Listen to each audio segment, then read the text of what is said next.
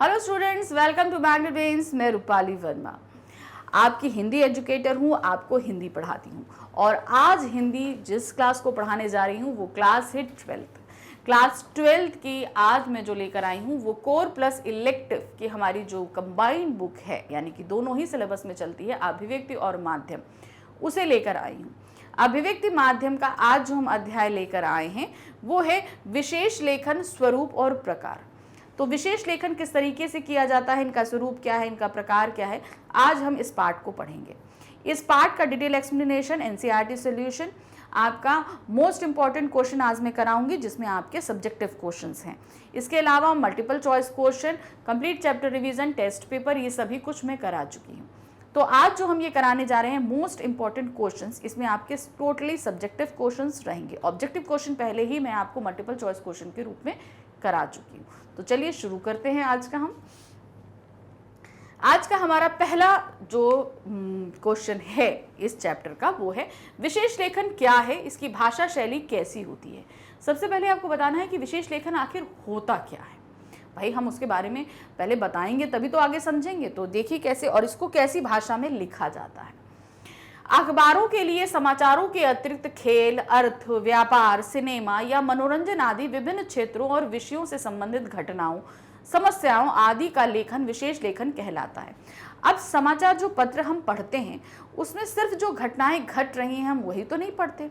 इसके अलावा हम क्या देखते हैं, व्यापार से जुड़ी खबरें होती हैं, उनकी सूचनाएं होती हैं, आर्थ जगत से होती हैं, खेल जगत से होती हैं, फिल्म जगत से होती हैं, राजनीतिक जगत से होती हैं, वो सभी जगह से। इन सभी चीज़ों के ऊपर लेखन कार्य करना ही विशेष लेखन के अंतर्गत आता है।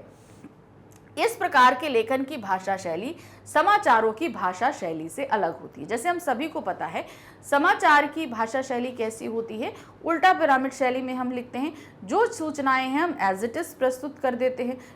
विशेष लेखन लिखते समय हमें विशेषज्ञता प्राप्त करनी होती है जिस भी क्षेत्र में हम कार्य करने जा रहे हैं। तो जाहिर सी बात है जब हम विशेष लेखन करेंगे और जिस क्षेत्र में हमने विशेषज्ञता प्राप्त करी है, तो जब हम इसे लिखना शुरू करते हैं तो यहाँ पर जहाँ हम ज्ञान दे रहे हैं, सूचना दे रहे हैं, सारी चीज़ें बता रहे हैं, तो ये लेखन शैली समाचार शैली से अलग होती है। विशेष लेखन किसी विशेष विषय पर या जटिल एवं तकनीकी क्षेत्र से जुड़े विषयों पर किया जाता है जिसकी अपनी विशेष शब्दावली होती है। अब मान लीजिए आप अगर खेल पर आधारित विशेष लेखन करने जा रहे हो तो उस क्षेत्र की अपनी कोई शब्दावली है कि मतलब मान लीजिए क्रिकेट से जुड़ी कुछ शब्दावली है, फुटबॉल से अलग जुड़ी होती। शब्दावली का तात्पर्य होता है उसके अंदर कुछ शब्द ऐसे बोले जैसे हम बोलते हैं ओवर द विकेट, बाउंसर, ठीक है। उसके अलावा क्या होता है, पावर प्ले होता है, ओवर होता है, ये सारी चीजें होती ना। तो ये इस खेल का अपने कुछ शब्दावली हैं। तो विशेष लेखन करते समय हम जिस भी चीज, मान लीजिए हम क्रिकेट से जुड़ी अगर कोई विशेष लेखन कर रहे हैं तो हमें इन सारी चीजों का ज्ञान होना चाहिए, तभी हम ये कार्य कर सकते हैं। इस शब्दावली से संवाददाता को अवश्य परिचित होना चाहिए। उसे इस तरह लेखन करना चाहिए कि रिपोर्ट तो समझने में कोई परेशानी नहीं हो। मान लीजिए हमने अगर क्रिकेट मैच पे कोई रिपोर्ट रेडी कर रहे हैं, कोई लेखन कार्य कर रहे हैं, तो उसको पढ़ने वाला आसानी से उन सारी चीज़ों को समझ ले। उदाहरण के लिए व्यापार से संबंधित कुछ शब्द हैं, जैसे अभी हमने खेल से संबंधित बताया, वैसे ही व्यापार जगत से जुड़ी अगर कोई विशेष लेखन किया जाता है तो उसकी शब्दावली क्या क्या रहेगी, जैसे तेजड़िया, मंदड़िए, बिकवाली, मुद्रास्फीति, चांदी लुढ़की, सोने में भारी उछाल। तो ये सारी चीज़ों के बारे में लोगों को पता होना चाहिए कि ये क्या चीज़ होती है, और इवन जो विशेष लेखन का कार्य कर रहा है उसे पता होना चाहिए। क्यों? क्योंकि अगर उसे ये पता होगा तो वो लेखन कार्य अच्छे से कर पाएगा और अपनी बातों को सही तरीके से लोगों के सामने तक प्रस्तुत कर पाएगा और लोग उसे समझ भी पाएंगे। प्रश्न संख्या 2 है, पत्रकारिता में बीट शब्द का क्या अर्थ है? बीट रिपोर्टर की रिपोर्ट कब विश्वसनीय मानी जाती है? तो बीट तो आपको पता है क्या होता है, पत्रकारी क्षेत्र में संवाददाता की रुचि और ज्ञान के आधार पर उसे जो क्षेत्र कार्य के लिए दिया जाता है वो उसकी बीट कहलाती है। अब बीट की जब रिपोर्टिंग होती है तो किस तरह की रिपोर्ट ज़्यादा विश्वसनीय मानी जाती है? समाचार कई प्रकार के होते हैं, जैसे राजनीति, अपराध, खेल, आर्थिक, फिल्म तथा कृषि संबंधी समाचार आदि। संवाददाताओं के बीच काम का बंटवारा उनके ज्ञान एवं रुचि के आधार पर किया जाता है।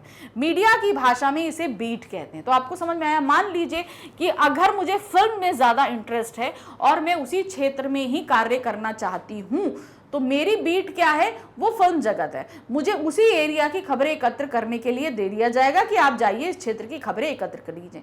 आपको अगर क्राइम से संबंधित चीजें अच्छी लगती है तो आपको क्राइम का क्षेत्र दे दिया जाएगा, जहां कहीं भी मान लीजिए कहीं मर्डर हो रहा है, किसी का अपहरण हो रहा है, किसी को मारपीट की जा रही है, तो आपको उस क्षेत्र से संबंधित सारी चीजें निकालनी है। अब आप दूसरे को जो है वो बिजनेस से ज्यादा इंटरेस्ट है तो उसे बिजनेस संबंधी दे दिया जाएगा। तो हमारा ज्ञान किस में है, किस में मेरा इंटरेस्ट है, उससे संबंधित हमारा क्षेत्र जब हमें मिलता है तो वो बीट कहलाता है। बीट रिपोर्टर को अपने बीट यानी क्षेत्र की प्रत्येक छोटी बड़ी जानकारी एकत्र करके कई स्रोतों द्वारा उसकी पुष्टि करके विशेषज्ञता प्राप्त करनी चाहिए। ये नहीं है कि आपका इंटरेस्ट है तो आप उस जगह चले जाओ, आपको आपकी क्षेत्र की पूरी नॉलेज होनी चाहिए। जो आपके स्रोत हैं वो विश्वसनीय होने चाहिए। ये नहीं कि आपने किसी के भी मुंह से बात सुनी और आपने लिख दी, ऐसा नहीं होना चाहिए। तो जो भी आपको स्रोत है, जहां से भी खबरें मिल रही हैं, वो पूरी विश्वसनीयता होनी चाहिए, जिस पर आप पूरी तरीके से यकीन कर सको। और जब आपको पूरी विशेषज्ञता है तब आप उस पर रिपोर्ट तैयार करिए, तभी उनकी खबर विश्वसनीय मानी जाती है। तो स्रोत हमेशा आपको मेंशन करना पड़ता है कि कहां से आपको ये खबर मिली है, ये स्रोत, और स्रोत हमेशा विश्वसनीय होना चाहिए, इस चीज का ध्यान रखा जाता है। प्रश्न संख्या 3 है, विशेष लेखन क्यों किया जाता है? आज विशेष लेखन के कौन कौन से क्षेत्र महत्वपूर्ण हैं? विशेष लेखन क्यों किया जाता है और आज कौन कौन से क्षेत्र? तो विशेष लेखन, आपको ये चीज पता है, किसी भी क्षेत्र की संपूर्ण जानकारी देने के लिए हमें किया जाता है। विशेष लेखन इसलिए किया जाता है क्योंकि इससे समाचार पत्रों की विविधता आती है और उनका कलेवर बढ़ता है।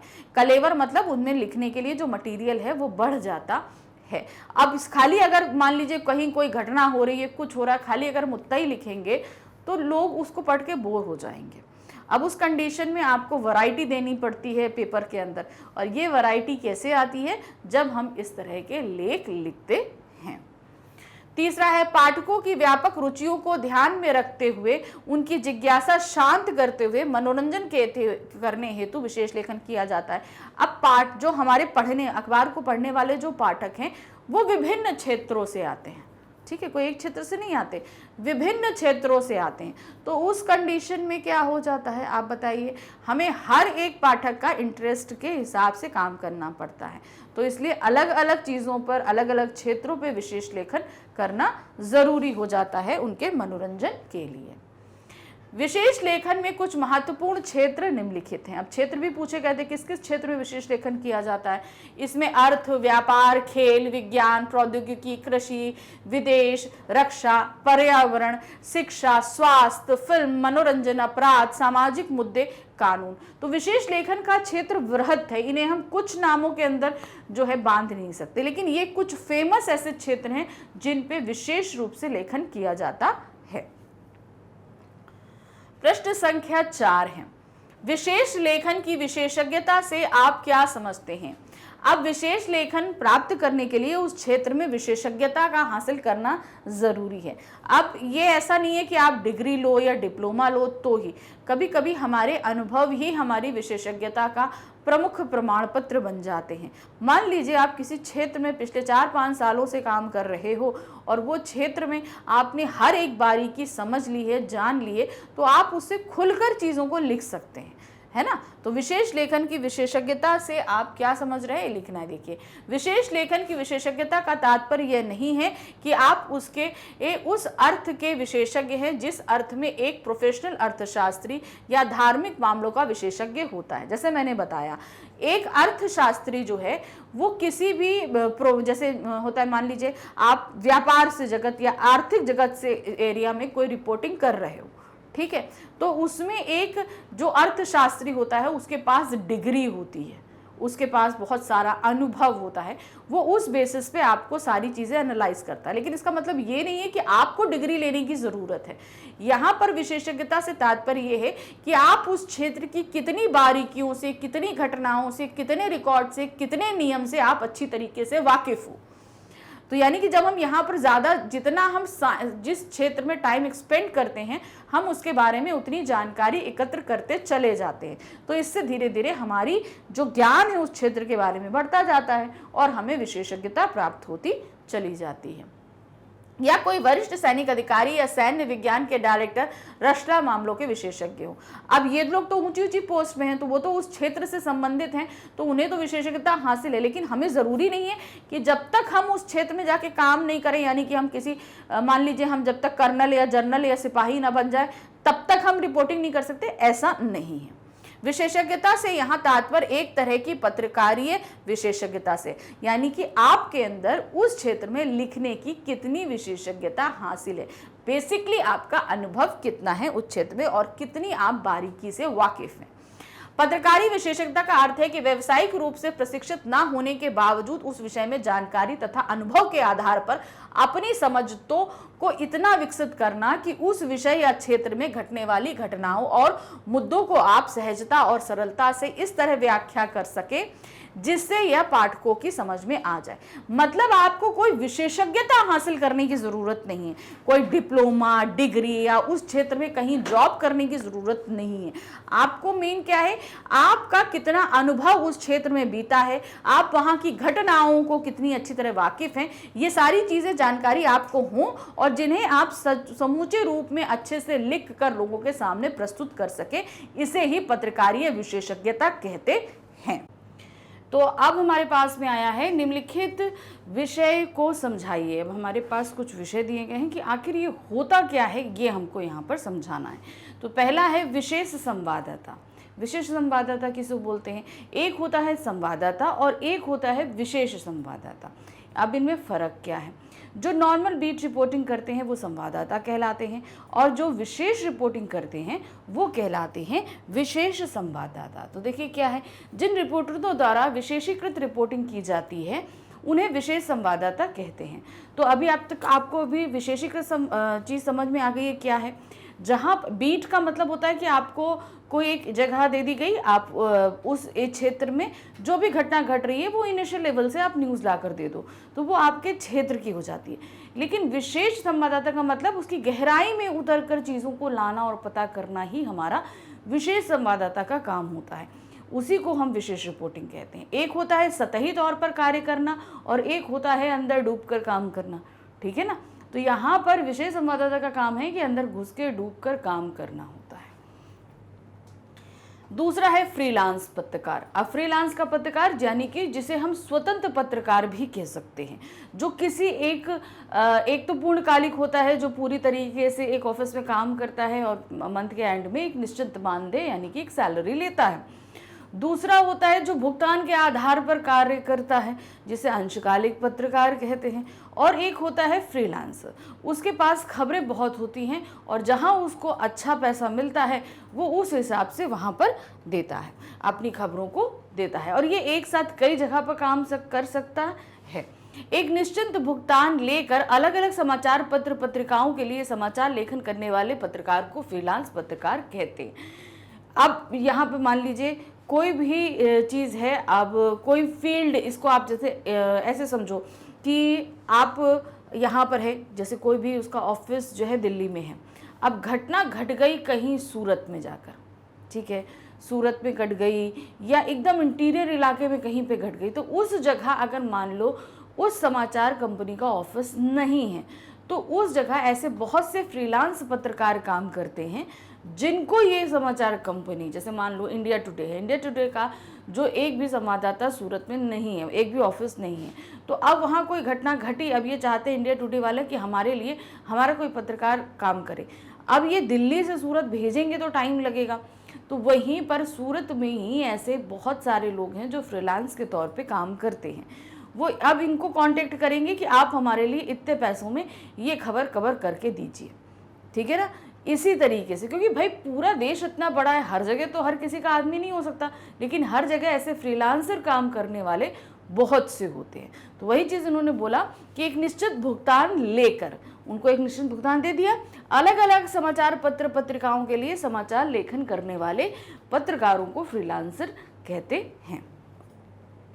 नेक्स्ट है विशेषीकृत पत्रकारिता। अभी हमने विशेषीकृत पत्रकारिता लिखा है, मतलब एक तो एक बीट पत्रकारिता होती है, एक विशेषीकृत पत्रकारिता। बीट पत्रकारिता क्या होती है, जहां पर हमको क्षेत्र दे दिया गया, मान लो खेल से संबंधित, क्रिकेट चल रहा है, आईपीएल चल रहा है, तो उन्होंने बोल दिया कि आपको आईपीएल पे कवर करना है। तो आईपीएल में कौन कितने रन बना रहा है, कौन सी टीम अच्छा खेल रही है, कौन सा खिलाड़ी अच्छा खेल रहा है, एक जो इन ऊपर सतही तौर पर जितनी न्यूज़ होती है वो बीट रिपोर्टिंग के अंतर्गत आ जाती है।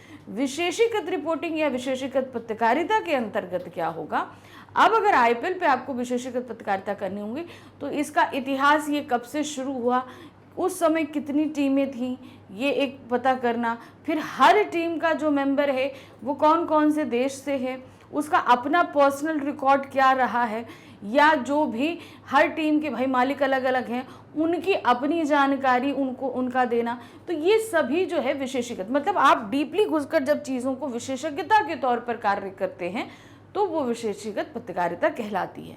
वह पत्रकारिता जो किसी घटना की तह में जाकर उसका अर्थ स्पष्ट करे और पाठकों का उसका महत्व बताए, विशेषीकृत पत्रकारिता कहलाती है। हमने कहा कोई भी घटना घटे उसके डीप में जाना है, ठीक है ना।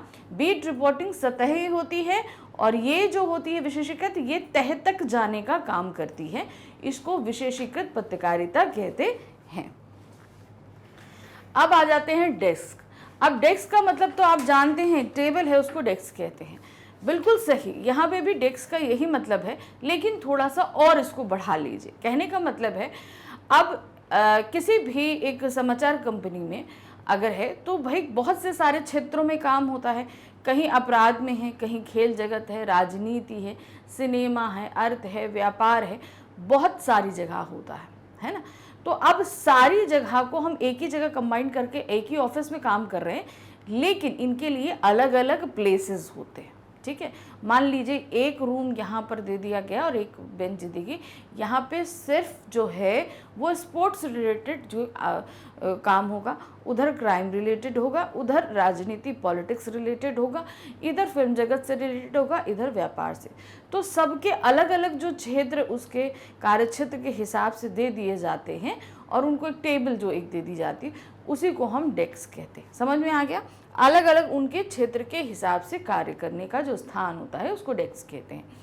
समाचार पत्रों, टीवी, रेडियो चैनलों में विशेष लेखन के लिए अलग डेस्क होता है, जिन पर समाचारों का संपादन करके छपने योग्य बनाया जाता है। अब खबरें तो उसमें आ रही हैं, भाई सभी क्षेत्र से आई। मान लीजिए कि अगर फिल्म जगत में है तो टीवी से भी संबंधित आएगी, फिल्म से भी संबंधित आएगी, थिएटर से संबंधित भी आएगी, कहीं फैशन शो हो रहा है वहाँ से संबंधित भी आएगी, अगर कहीं कुछ अप्रिय घटना घट गई फिल्म जगत में तो वो भी आएगी, गॉसिपिंग भी आएगी, इन किसी के साथ संबंध से खबरें भी आएंगी। तो बहुत सारी खबरें एक ही प्लेस पे आ गई ना।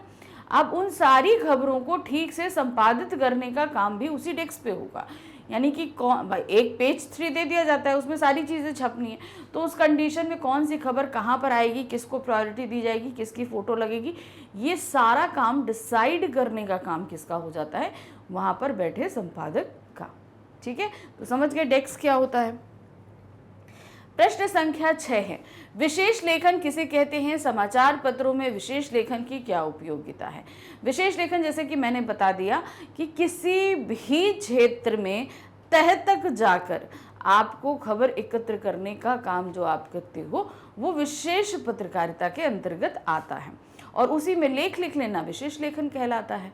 तो इसके लिए हमने आपको पहले भी बताया था, ज़रूरी नहीं कोई आप डिग्री लो या समथिंग कुछ ऐसा कोई प्रोफेशनली कोर्स करो, ऐसा ज़रूरी नहीं। बहुत से पत्रकार अगर किसी एक क्षेत्र में कार्य करते रहते हैं लगातार तो वो उसी क्षेत्र के विशेषज्ञ बन भी जाते हैं। ज़रूरी नहीं है कि जब तक आप रक्षा विभाग में किसी पद पे ना हो तब तक आप रक्षा विभाग के लिए कोई भी लेख लिख नहीं सकते या उसके बारे में बताने नहीं सकते, विशेष लेखन नहीं कर सकते।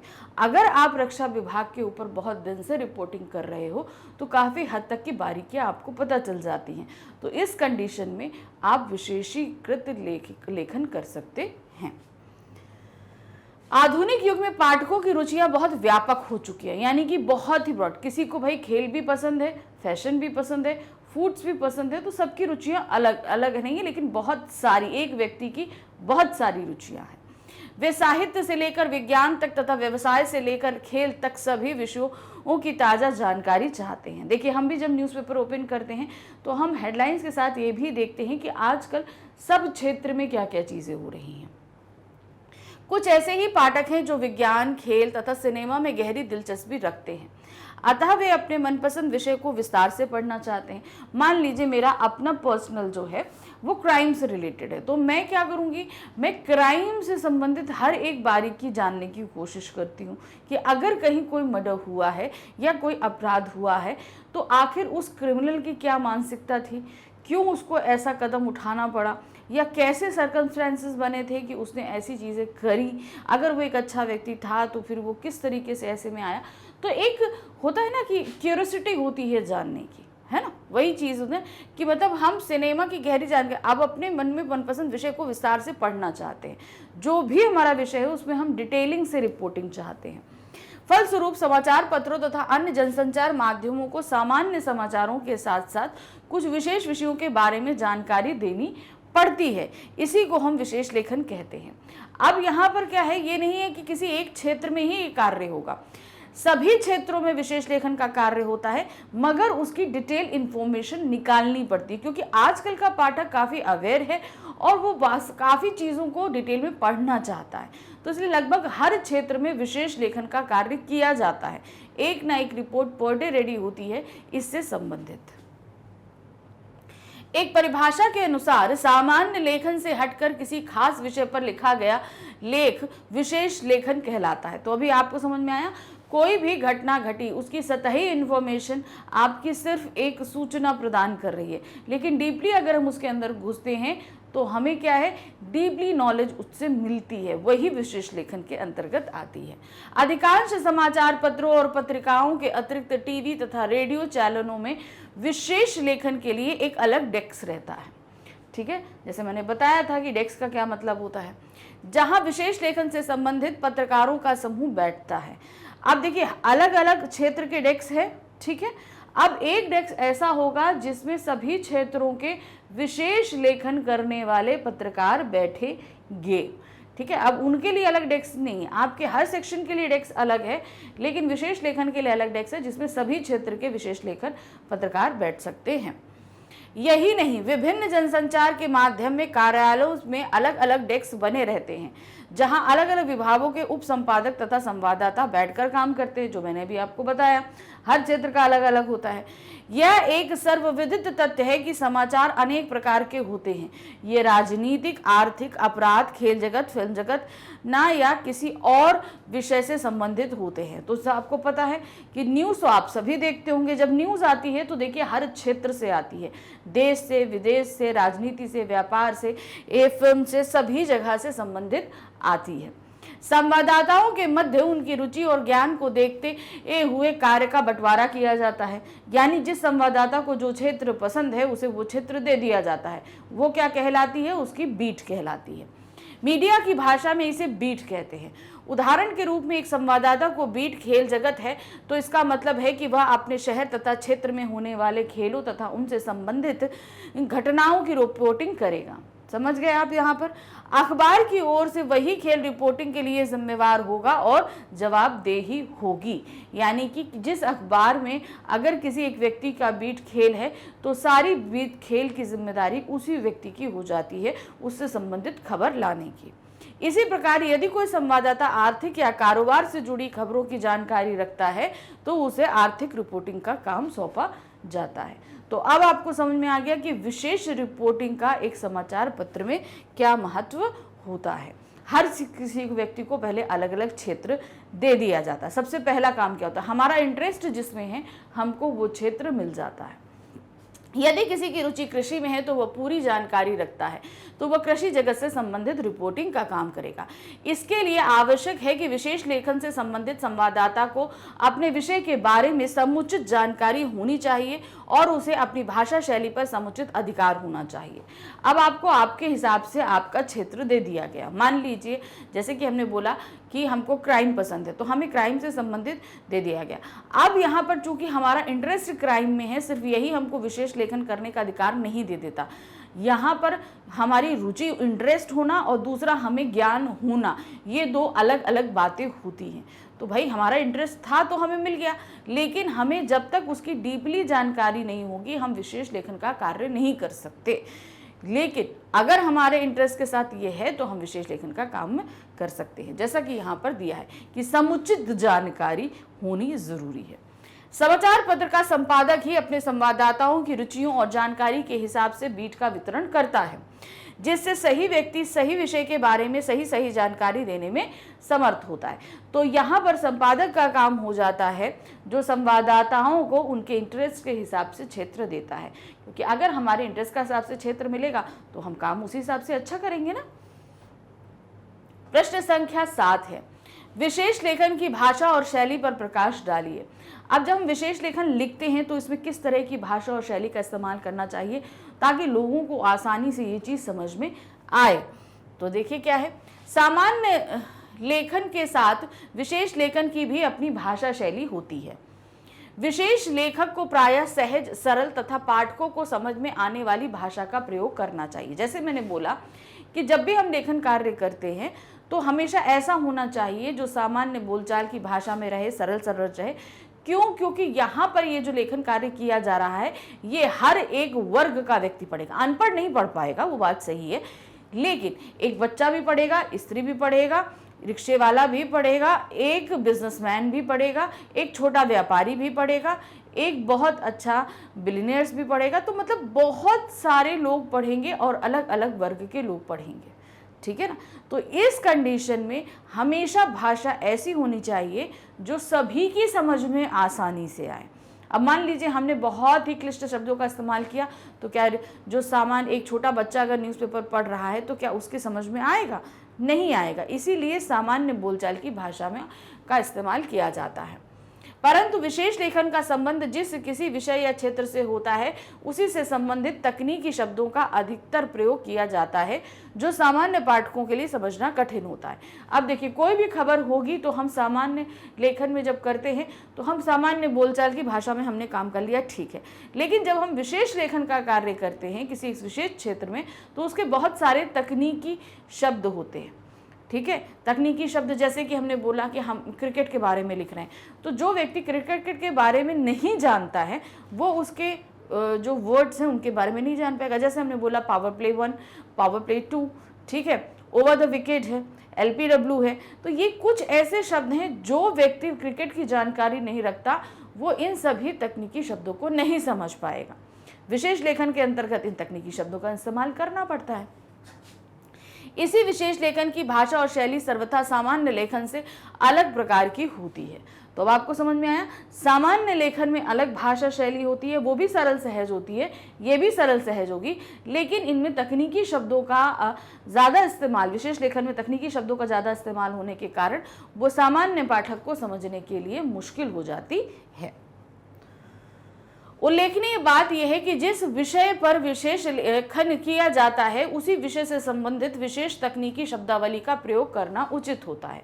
यानी कि जिस क्षेत्र में आप कर रहे हैं उसी के तकनीकी शब्दों का इस्तेमाल होगा। अतः विशेष लेखन करने वाले पत्रकार को उस विषय की विशेष तकनीकी शब्दावली का उचित ज्ञान होना चाहिए। अब मान लीजिए हम विशेष लेखन कर रहे हैं तो अपराध जगत से जुड़ी अगर कर रहे हैं तो उसकी शब्दावली का ज्ञान अगर हमारे पास नहीं है तो हम विशेष लेखन नहीं कर पाएंगे, ठीक है ना। तो यहाँ पर उन शब्दों का इस्तेमाल करना पड़ता है, अन्यथा वह विषय के साथ न्याय नहीं कर पाएगा। अगर हमको नहीं अगर इस चीज़ की जानकारी है तो हम जब उसका लेखन कार्य करने बैठेंगे तो एक्चुअल में जो उसका स्वरूप होना चाहिए वो नहीं हो पाएगा। उदाहरण के रूप में व्यापार तथा वाणिज्य पर विशेष लेखन करने वाले पत्रकार को उस शब्दावली का समुचित ज्ञान होना चाहिए, ठीक है, जिसका प्रयोग इसमें किया जाता है। कारोबार तथा व्यापार में इस प्रकार के शब्दों का प्रयोग होता है, जैसे तेजड़िया है, मंदी है, ये सारे जो शब्द हैं ये व्यापार से संबंधित होते हैं।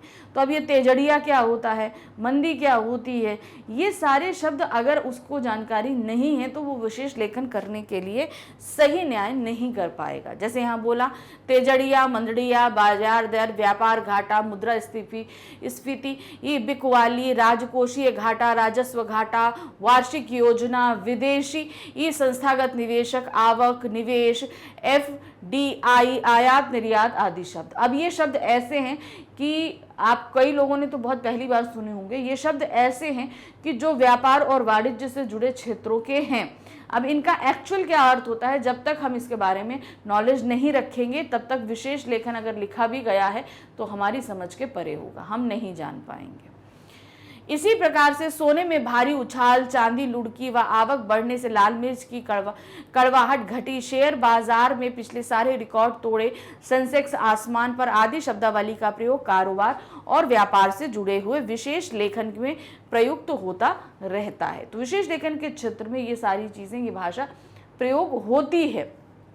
इसी प्रकार पर्यावरण के तकनीकी शब्द अन्य प्रकार के, विज्ञान के अन्य प्रकार के, राजनीति के अन्य प्रकार के और कृषि जगत के अन्य प्रकार के होते हैं। तो हर क्षेत्र के अपनी कुछ शब्दावली होती है।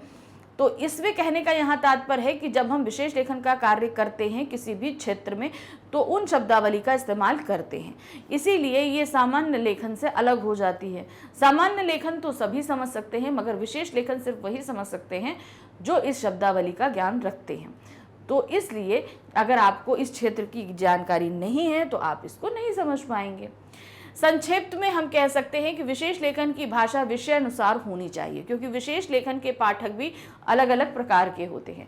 अब मान लीजिए अगर हमको व्यापार पसंद है तो हमें क्राइम में इंटरेस्ट नहीं है, क्राइम पसंद है तो खेल में इंटरेस्ट नहीं, मान लीजिए हमको 2 में इंटरेस्ट है तो तीसरे में नहीं होगा, और अगर हमें जिसमें इंटरेस्ट है उसकी शब्दावली को हमें पकड़ने में टाइम नहीं लगेगा। जहां तक शैली का प्रश्न है, विशेष लेखन की कोई निश्चित शैली नहीं होती है। भाषा को आपको समझ में आ गया कैसी भाषा लेनी, लेकिन लिखने की जो शैली होती है, शैली का तात्पर्य जैसे समाचार है उल्टा पिरामिड शैली में लिखा जाता है, ठीक है, फीचर जो है कथ्यात्मक शैली में लिखा जाएगा, लेकिन विशेष लेखन की अपनी कोई शैली नहीं होती है। तो उसके लिए उल्टा पिरामिड शैली का प्रयोग किया जाता है, फीचर के लिए कथ्यात्मक शैली का प्रयोग किया जाता है, लेख अथवा टिप्पणी के लिए फीचर की शैली का प्रयोग किया जाता है। तो यहाँ पर इसकी शैली नहीं है। कारण ये है कि कोई भी आप तरीके से इसको कार्य कर सकते हैं। ये जो लेखन कार्य कर रहा है उसकी अपनी इंटरेस्ट पे छोड़ दिया जाता है कि वो किस तरीके से काम करना चाहेगा। वस्तुतः शैली कोई भी अपनाई जाए, परंतु किसी विशेष विषय पर लिखा गया लेख अलग प्रकार से होना चाहिए। आप शैली कोई भी अपनाओ, अगर आप विश्लेष लेखन कर रहे हो तो वो थोड़ा सामान्य लेखन से हटकर लेखन होना चाहिए। कारण यह है कि विशेष लेख को प्रत्येक पाठक नहीं पढ़ता है। अब मान लीजिए जो बड़े बड़े लेख आते हैं, अगर हमको इंटरेस्ट नहीं है तो हम नहीं पढ़ेंगे, ठीक है। अगर मान लीजिए हमें साहित्य से संबंधित अगर कोई इंटरेस्ट है तो हम किसी एक रचना कार्य का लेख पढ़ना ज़्यादा सही समझेंगे, ना कि हमको व्यापार से संबंधित कोई नॉलेज नहीं है तो हम साहित्य लिटरेचर की तरफ जाएंगे, हम लिटरेचर की चीज़ों को पढ़ने की ज़्यादा कोशिश करेंगे। कि विशेष लेखन का पाठक वर्ग अलग प्रकार का होता है। उदाहरण के रूप में कारोबार तथा व्यापार का पृष्ठ वही लोग समझते हैं जो कोई कारोबार या व्यापार करते हैं अथवा शेयर मार्केटिंग में रुचि रखते हैं। इसीलिए इस प्रकार के विशेष लेखन की भाषा शैली अन्य सभी प्रकार के लेखों, समाचारों और विशेष प्रकार की ही होगी। तो अब आपको समझ में आ गया, ये शैली होती है इसका कोई डिसीजन नहीं है, लेकिन बस ये है कि ये सामान्य लेखन से हटकर लेखन होना चाहिए। प्रश्न संख्या 8 है, विशेष लेखन के क्षेत्र कौन कौन से हैं, संक्षिप्त में लिखिए। अब इसके क्षेत्र कौन से होते हैं, किस किस क्षेत्र में आप विशेष लेखन का कार्य कर सकते हैं। देखिए क्या है, विशेष लेखन के अनेक क्षेत्र हैं। प्रायः सामान्य रिपोर्टिंग अथवा बीट के अतिरिक्त सभी क्षेत्र लेखन से संबंधित हैं और इनमें विशेषज्ञता की आवश्यकता होती है। किसी विषय का विशेषज्ञ ही उस विषय पर विशेष लेखन लिख सकता है। विशेष लेखन के अनेक क्षेत्र हैं, तो आपको पता है ना कि किस क्षेत्र में कार्य किया जा सकता है, कैसा है क्या। जैसे पहला है अर्थ और व्यापार, दूसरा खेल, तीसरा विज्ञान प्रौद्योगिकी, कृषि, विदेश, रक्षा, पर्यावरण, शिक्षा, स्वास्थ्य, फिल्म, मनोरंजन, अपराध, सामाजिक मुद्दे, कानून, धर्म और समाज, फैशन। तो मतलब क्षेत्र बहुत सारे हैं। आप उनको एक पर्टिकुलर नंबर्स में नहीं बांध सकते हो। जो भी क्षेत्र है उस क्षेत्र में आप विशेष लेखन का कार्य कर सकते हैं। तो कुछ चुनिंदा नाम हमने ज़रूर यहाँ रख दिए हैं, लेकिन ऐसा नहीं है कि सिर्फ इन्हीं पे लिखा जाएगा, कोई और नहीं आएगा। आज के समाचार पत्रों में खेल, कारोबार, सिनेमा, मनोरंजन, फैशन, स्वास्थ्य, विज्ञान, पर्यावरण, शिक्षा, जीवन शैली और रहन सहन आदि विषयों पर काफी विशेष लेखन हो रहा है। इसके साथ साथ विदेश नीति, राष्ट्रीय सुरक्षा और विधि आदि क्षेत्रों पर विशेषीकृत रिपोर्टिंग को प्राथमिकता दी जाती है। कारण यह है कि इन सभी विषयों में लोगों का सरोकार है, लोग इसमें इंटरेस्ट रखते हैं। फिर भी यह कहना अनुचित ना होगा कि पिछड़े भूभागों और उनकी समस्याओं पर विशेष लेखन हो रहा है, जो कि उचित नहीं है। प्रश्न संख्या 9 है, सूचनाओं के विभिन्न स्रोत कौन कौन से हैं? अब देखिए, कोई भी समाचार, कोई भी चीज लिखी जाती है या विशेष लेखन का कार्य करते हैं तो उसके लिए समाचार, कोई भी जो भी हम लिखने जा रहे हैं उसके लिए खबरें एकत्र करनी पड़ती है हमको जगह जगह से। अब ये खबरें कई सूत्रों से हो सकती हैं। कोई सूत्र मतलब कोई भी स्रोत, कहाँ से आपको ये खबर आई, जैसे देते ना कि हमारे अपने सूत्र से हमको ये प्राप्त हुआ, तो वो सूत्र क्या क्या होते हैं जहाँ से ये खबरें हमको प्राप्त होती हैं। मान लीजिए कि कहीं पर फिल्म जगत से प्राप्त हो रही हैं, तो फिल्म जगत में कोई ऐसा व्यक्ति होगा जो अंदर की बात निकाल के दे रहा है ना, वो चीजें होती हैं कि ये स्रोत कहाँ से आपको ये खबरें प्राप्त हुई। तो देखिए क्या है, मंत्रालय के सूत्र हो सकते हैं, प्रेस कॉन्फ्रेंस और विज्ञप्तियां हो सकती हैं, साक्षात्कार हो सकते हैं, सर्वे हैं, जांच समितियों की रिपोर्ट है। अब क्या होता है, जब ये हमको ये खबरें लानी होती है तो ये खबरें हमें कहाँ से प्राप्त हो रही है? मंत्रालय से प्राप्त हो रही हैं। या मान लीजिए राजनीति से संबंधित है कहीं है तो वो मंत्रालय, सरकार से संबंधित कोई भी अगर खबर है तो वो हमें मंत्रालय से ही प्राप्त होगी। मान लीजिए अब बहुत सारी प्रेस कॉन्फ्रेंस सरकार द्वारा की जाती हैं, संस्थाओं द्वारा करी जाती हैं, उनके द्वारा बहुत सारी विज्ञप्तियां निकाली जाती हैं, तो वो भी हमारे खबर के स्रोत होते हैं। वहाँ से भी हमने कोई खबर ले ली और उस पर हम लेखन कर देते हैं और छाप देते हैं, ऐसे समाचार बना देते हैं। उसी तरीके से साक्षात्कार यानी कि किसी का इंटरव्यू होता है, कहीं पर सर्वे होते हैं तो उन सर्वे को भी हम निकाल कर प्रस्तुत कर सकते हैं। जांच समितियों की रिपोर्ट होती है, बहुत सारी इन्वेस्टिगेशन जो करने वाली एजेंसीज होती हैं उनकी रिपोर्ट भी पेपर्स में या न्यूज़ मैगजीन में प्रकाशित की जाती हैं, तो उन रिपोर्ट्स के जरिए भी खबरें बनती हैं। तो ये सभी स्रोत होते हैं जहां से ये हमारे पास खबर यानी जो समाचार लेखन के लिए या विशेष लेखन के लिए जो मटेरियल हमको प्राप्त होता है। क्षेत्र विशेष में सक्रिय संस्थाएं और व्यक्ति, किसी एक क्षेत्र में कुछ संस्थाएं सक्रिय होती हैं, कुछ व्यक्ति सक्रिय होते हैं, तो उनसे बात करके या उन संस्थाओं से हम जानकारी लेकर भी खबरों को बनाते हैं। इंटरनेट और दूसरे संचार माध्यम, अब कोई भी आजकल तो भाई इंटरनेट इतना एक्टिव है कि कहीं पे भी कुछ घटना घटी तुरंत इंटरनेट पे आ जाती है, तो वहाँ से भी हम खबरों को लेते हैं, उनके पुख्ता सबूत इकट्ठा करते हैं और फिर उनसे भी हम जो है खबरें बना देते हैं। संबंधित विभागों और संगठनों से जुड़े व्यक्ति, बहुत सारे विभाग, सरकार में तो बहुत सारे विभाग होते हैं, तो उन सारे विभागों में कहीं ना कोई ऐसा व्यक्ति होता है कि जो अंदर की खबरें दे सकता है, बता सकता है, तो उनसे संबंधित जुड़े व्यक्तियों के इंटरव्यू लेकर भी हम खबरें बनाते हैं। स्थायी अध्ययन प्रक्रिया, अब यहाँ पर क्या होता है, कोई जैसे मान लीजिए कि कोई एक रिपोर्टर है जिसको किसी एक क्षेत्र में बहुत इंटरेस्ट है और वो उस पर बहुत दिनों से सर्च कर रहा है, अध्ययन कर रहा है, तो उस अध्ययन करते करते भी कभी उसके सामने कोई ऐसी चीज़ आ जाती है जिस पे वो कोई न्यूज़ बना सकता है। तो ये सभी जो हैं स्रोत होते हैं समाचार या पत्रकारीय एजेंसीज के पास में, जहाँ के जरिए ये खबरें एकत्र करते हैं। प्रश्न संख्या 10 है, समाचार और फीचर लेखन के बाद भी विशेष लेखन की आवश्यकता क्यों पड़ती है? अब समाचार हमें सारी सूचनाएं दे देता है, फीचर हमें मनोरंजनात्मक सूचनाएं दे देता है, घटनाओं के बारे में जानकारी दे देता है, तब भी हमें विशेष लेखन की आवश्यकता क्यों पड़ती है? आखिर क्यों जरूरी है हम विशेष लेखन को पढ़ें और समझें? सबसे पहली बात यह है कि समाचार हमें, जो न्यूज़ है, समाचार जो है वो इनिशियल लेवल पर हमें सारी घटनाओं के बारे में जानकारी देती है। ये घटना घटी, यहाँ घटी, क्यों घटी, किसके साथ घटी, कितने लोग मरे, क्या हुआ, ये सारी खबरें दे देगा। फीचर जो है वो उसको इस तरीके से तब्दील करेगा कि उसको हमें पढ़ने में मज़ा आए कथ्यात्मक तौर पर, लेकिन किसी एक चीज़ पे, जैसे हमने बताया कि कहीं पर कोई रेल दुर्घटना हुई तो उसकी इनिशियल इन्फॉर्मेशन तो हमें न्यूज़ से मिल गई, लेकिन उसकी डीपली आखिर इसके पीछे क्या कारण रहे, किसकी गलती थी, जो लोग मरे उनके परिवारों की क्या स्थिति थी, वो कहाँ जा रहे थे, कहाँ से आ रहे थे, उनको उनमें मरने के बाद उनके परिवार में कौन कौन बचा है, उनका सरवाइव करना कैसे मुश्किल हो जाएगा कि घर का कमाने वाला व्यक्ति चला गया है। तो ये सारी चीज़ें जो बैकग्राउंड में जो हैं, जो न्यूज़ में नहीं दिखाई गई, फीचर नहीं बताई गई, वो हमें कहाँ से मिलेगी? विशेष लेखन से निकल कर मिलती है। इसीलिए हमें विशेष लेखन की ज़रूरत पड़ती है, क्योंकि उस क्षेत्र से संबंधित हमें खबर ऐसे ही मिल सकती है। अखबार में समाचार और फीचर लेखन करने से ही अखबार पूरा नहीं हो जाता है। मीडिया लेखन के और भी अनेक पहलू हैं। अधिकतर अखबारों में खेल, अर्थ व्यापार, सिनेमा या मनोरंजन के अलग अलग पृष्ठ होते हैं।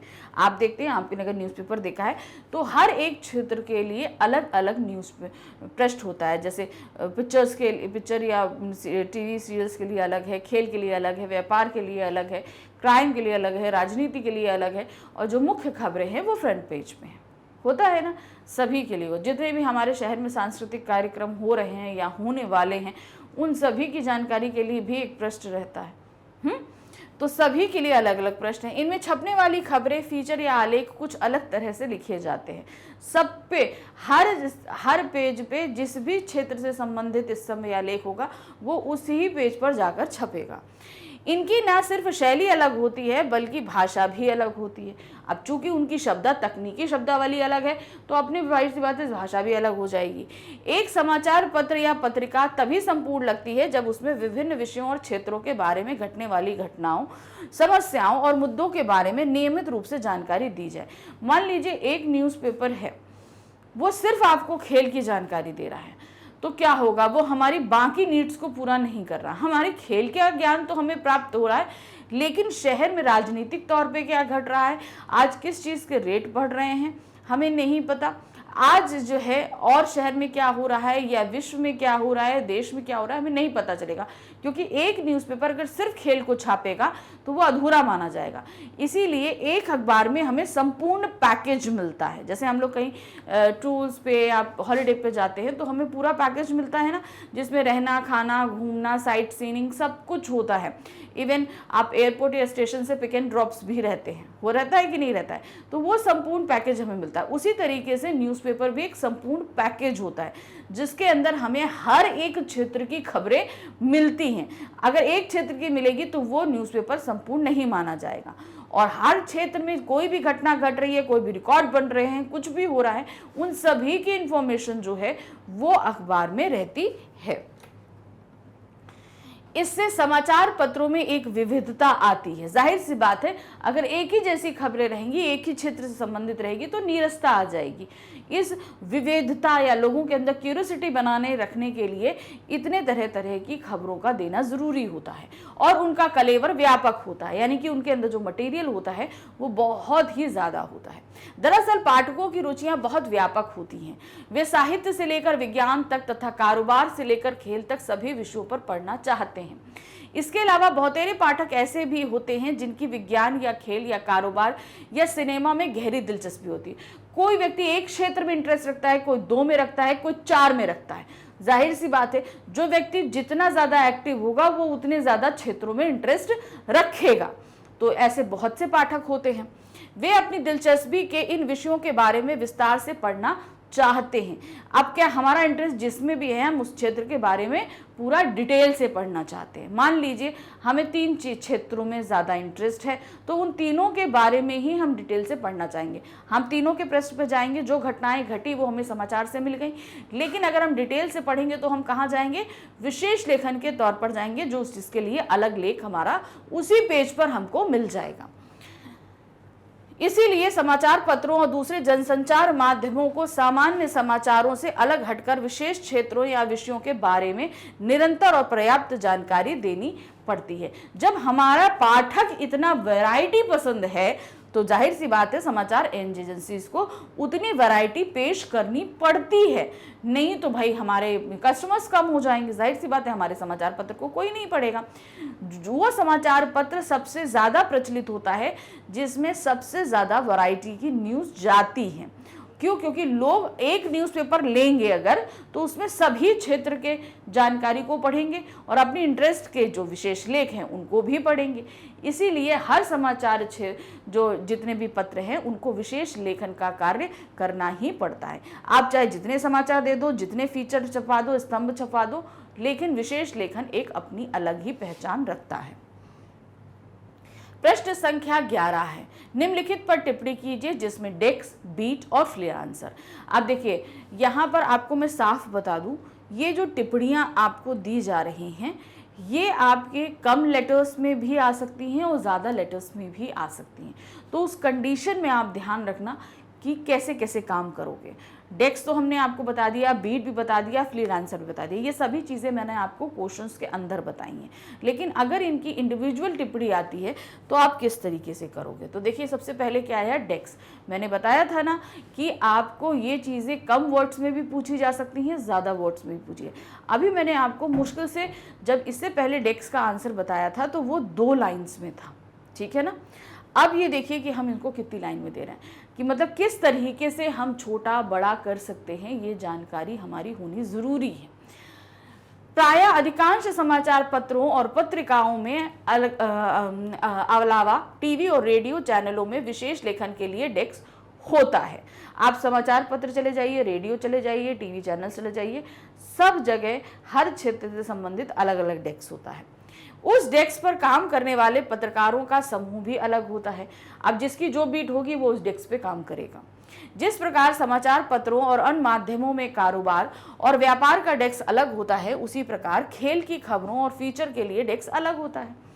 इन डेस्कों पर काम करने वाले संपादक, उपसंपादक संबंधित विषय या क्षेत्र में विशेषज्ञता रखते हैं। तो जिस भी क्षेत्र की डेस्क है उस क्षेत्र के संपादक अलग होंगे, उपसंपादक अलग होंगे और उनकी महारत होगी उस क्षेत्र में, ये याद रखिएगा, तो तभी वो उस डेस्क पर काम करेंगे। नेक्स्ट है बीट। बीट किसे कहते हैं? जैसे हमने बताया, संवाददाता को उसकी इंटरेस्ट के अकॉर्डिंग जो है उसका क्षेत्र जब दिया जाता है, उसकी ज्ञान और रुचि के हिसाब से, तो उस क्षेत्र को डिवाइड करना ही बीट कहलाता है। समाचार पत्रों में कई प्रकार की खबरें होती हैं, जैसे राजनीतिक, आर्थिक, अपराध, खेल, फिल्म, कृषि, कानून आदि विषयों से जुड़ी हुई।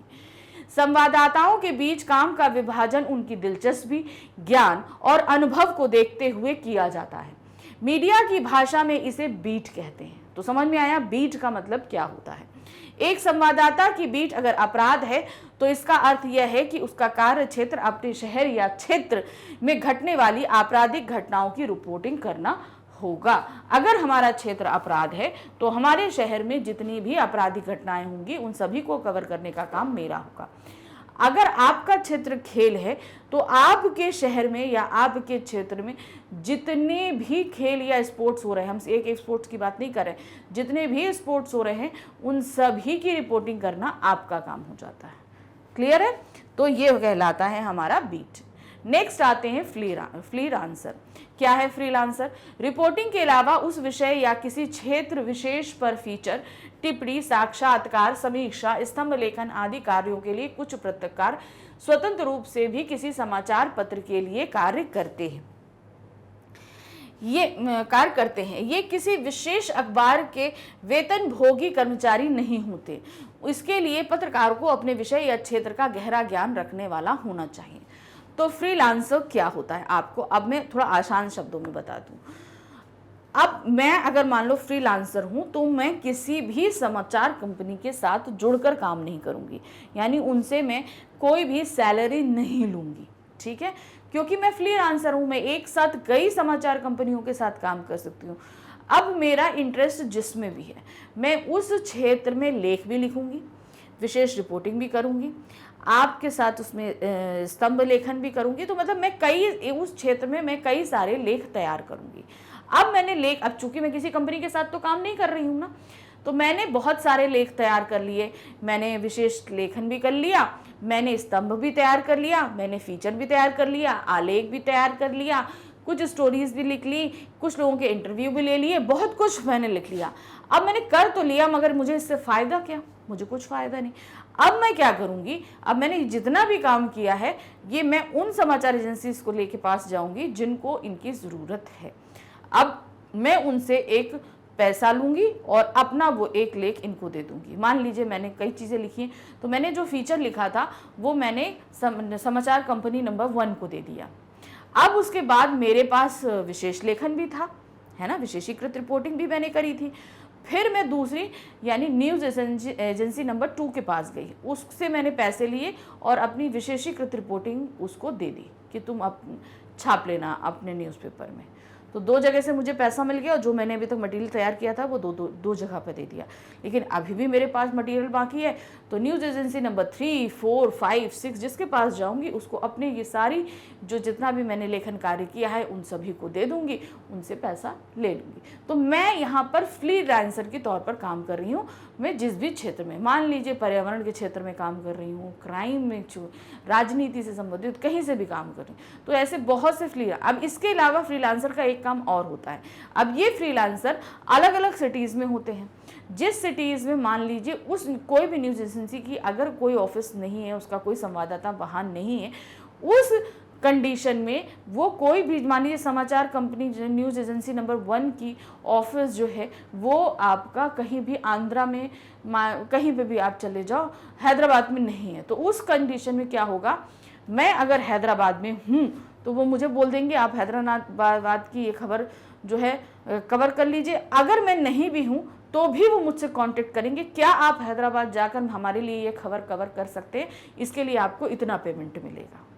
ठीक है, तो न्यूज़ एजेंसीज भी मुझे किसी काम के लिए हायर कर सकते हैं और मैं अपने काम को भी उनको दे सकती हूँ। तो ये होता है फ्रीलांसर। ठीक है, प्रश्न संख्या 12 है, विशेष लेखन से जुड़ी कुछ शब्दावली का उल्लेख कीजिए। अब यहाँ पर देखिए हर क्षेत्र की शब्दावली अलग है। अब इन्होंने यहाँ पर क्या बोला, विशेष लेखन से जुड़ी कुछ शब्दावली का इस्तेमाल करना है। अब इन्होंने क्षेत्र नहीं बताया है हमको, तो इस कंडीशन में हम क्या करेंगे, अलग अलग क्षेत्र की शब्दावली अब हम आपको बताएंगे। जैसे यहाँ सबसे पहले आ रहा है कारोबार एवं व्यापार से जुड़ी शब्दावली। तेजड़िया, मंदड़िया, बिकवाली, ब्याज दर, मुद्रास्फीति, व्यापार घाटा, राजकोषीय घाटा, राजस्व घाटा, वार्षिक योजना, विदेशी संस्थागत निवेशक, एफडीआई, ई आवक, निवेश, आयात निर्यात, सोने में भारी उछाल, चांदी लुढ़की या आवक बढ़ने से लाल मिर्च की करवाहट घटी या शेयर बाजार ने पिछले साल रिकॉर्ड तोड़े, सेंसेक्स आसमान पर। तो ये व्यापार और वाणिज्य से संबंधित जो है वो कुछ शब्दावली हैं। नेक्स्ट आते हैं पर्यावरण एवं मौसम से जुड़ी कुछ शब्दावलियां हैं। पश्चिमी हवाएं, आर्द्रता, टॉक्सिक कचरा, ग्लोबल वार्मिंग, तूफान का केंद्र या रुख, खेलों से जुड़े शीर्षक हो सकते हैं। भारत ने पाकिस्तान को 4 विकेट से पीटा। अब चैंपियंस कप में मलेशिया ने जर्मनी से आगे घुटने टेके। तो ये इस तरीके की शब्दावली का इस्तेमाल अलग अलग क्षेत्रों में किया जाता है। आप अगर जिस भी क्षेत्र में नॉलेज रखते हैं उस क्षेत्र से जुड़ी शब्दावली की भी नॉलेज रखते होंगे तो यहाँ पर भी आप हेडिंग डाल के उसे ऐसे दे सकते हो। प्रश्न संख्या 13 है, विशेष लेखन के क्षेत्र में विशेषज्ञता कैसे हासिल की जाती है। मान लीजिए जैसे हम विशेष लेखन कर रहे हैं, ठीक है, अब हम इसमें विशेषज्ञता हासिल कैसे करें। अब हम गए किसी भी न्यूज़ एजेंसी में, उन्होंने हमें हमारी बीट दे दी, मान लीजिए हमको क्राइम से रिलेटेड बीट पसंद थी, उन्होंने हमको दे दी। लेकिन अब हम इसमें विशेष लेखन कैसे करें। विशेष लेखन करने के लिए उसकी विशेषज्ञता हासिल करनी पड़ती है। अब विशेषज्ञता एक दिन के अंदर हासिल नहीं होती, इसके लिए हमें बहुत टाइम लगता है। इवन मान लीजिए हमारा इंटरेस्ट अगर क्राइम से है तो हम 11th-12th से ही इसके बारे में नॉलेज इकट्ठा करनी शुरू कर देंगे। अब ये विशेषज्ञता हासिल कैसे करते हैं, कब से करते हैं, कितना टाइम लगता है, क्या क्या इसका प्रोसीजर होता है, ये देखेंगे। विशेष लेखन के अंतर्गत जिस विषय में विशेषज्ञता हासिल करना चाहते हैं उस विषय में 10+2 स्तर पर या स्नातक स्तर पर उस विषय में पढ़ाई करनी चाहिए। 10+2 मतलब क्या हो गया, 12th में। स्नातक मतलब ग्रेजुएशन। तो जिस भी उसमें करना चाहते हैं वो एक विषय हमारे इन 2 में होना चाहिए। ठीक है, इसके अलावा अपनी रुचि के विषय में पत्रकारीय विशेषज्ञता हासिल करने के लिए हमें उन विषयों से संबंधित पुस्तकें खूब पढ़नी चाहिए। जो भी हमारा विषय है उससे संबंधित आपको पुस्तक पढ़नी है, बुक्स पढ़नी है। ठीक है, विशेष लेखन के क्षेत्र में सक्रिय लोगों के लिए खुद को अपडेट रखना बेहद जरूरी है। अगर आप जिस भी क्षेत्र से संबंधित है उस क्षेत्र में अगर कोई भी घटना घट रही है उसके बारे में अपने आप को अपडेट रखिए। मैंने बोला ना, एक दिन में ये चीज़ हासिल नहीं होती। इसकी तैयारी उन्होंने 10+2 यानी कि 12th से करने के लिए बोला है। वहाँ से आप अपने लिए एक विषय चुनिए और तभी से उस विषय के बारे में सारी जानकारियाँ, घटनाएं, इतिहास सब कुछ कलेक्ट करना शुरू कर दीजिए। इसके लिए उस विषय से जुड़ी खबरों और रिपोर्टिंग की कटिंग करके फाइल बनानी चाहिए। साथ ही उस विषय के प्रोफेशनल विशेषज्ञों के लेख, विश्लेषणों की कटिंग भी सहेज कर रखनी चाहिए। बहुत सारे लेख हैं, इंटरव्यूज हैं जो न्यूज़पेपर या मैगजीन्स में छपते रहते हैं, उनकी भी कटिंग आपको अपने पास रखनी पड़ेगी, क्योंकि जब आप इस पर रिपोर्टिंग करोगे तो ये एज अ रेफरेंस आपके काम आएगा कि हाँ, फला व्यक्ति ने इस सन में ये बात कही थी। आप उसको रेफरेंस के तौर पर दे सकते हैं। इस तरह से हमें उस विषय में जितनी संभव हो संदर्भ सामग्री जुटाकर रखनी एवं उस विषय पर का शब्दकोश और इंसाइक्लोपीडिया भी हमारे पास होना चाहिए। कहने का मतलब, हमने बताया ना, हर क्षेत्र की अपनी एक तकनीकी शब्दावली होती है। अगर हम उस क्षेत्र की सारी जानकारी अपने पास रख रहे हैं तो उसकी अपनी एक शब्दावली जो है उसकी जानकारी भी हमें रखनी पड़ेगी।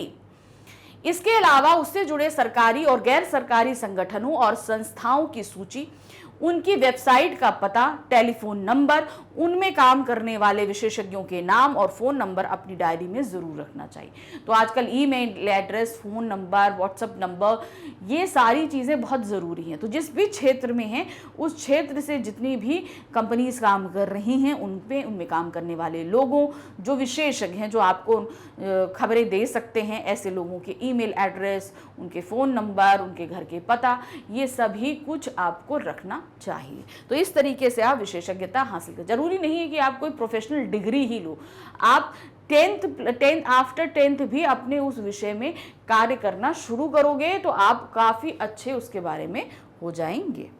प्रश्न संख्या 14 है, पत्र पत्रिकाओं में खेलों के बारे में लिखने वाले पत्रकारों को किन किन बातों का ध्यान रखना चाहिए। तो पत्र पत्रिकाओं में जब खेलों के विषय में लिखा जाता है तो क्या चीज़ों का ध्यान आपको पत्रकारों को रखना पड़ता है। तो देखिए क्या है, पत्र पत्रिकाओं में खेलों के बारे में लिखने वालों के लिए ज़रूरी है कि वे खेल की तकनीक, उनके नियमों, उनकी बारीकियों और उससे जुड़ी तमाम बातों की भली भांति परिचित हों।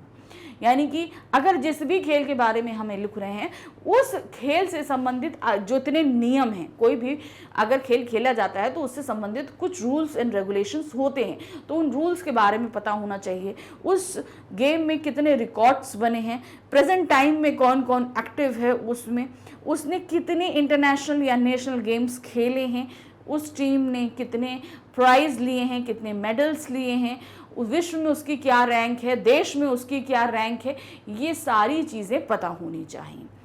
लेकिन एक खेल लेखक के लिए हर खेल के बारे में पूरे अधिकार के साथ लिखना या जानना मुश्किल होता है। अब देखिए, स्पोर्ट्स तो भाई बहुत सारे होते हैं, तो अब ये बोले कि एक जो लेखक है वो क्रिकेट के बारे में भी लिखे, फुटबॉल के बारे में भी लिखे, बैडमिंटन के बारे में भी लिखे, लॉन्ग टेनिस के बारे में, रेसलिंग, भाई खेल तो बहुत सारे, स्पोर्ट्स बहुत सारे हैं, तो ये थोड़ा मुश्किल काम हो जाता है।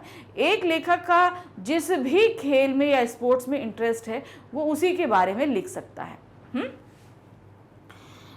तो यहाँ इसीलिए कोई क्रिकेट का जानकार होता है तो कोई हॉकी की बारीकियां बेहतर समझता है।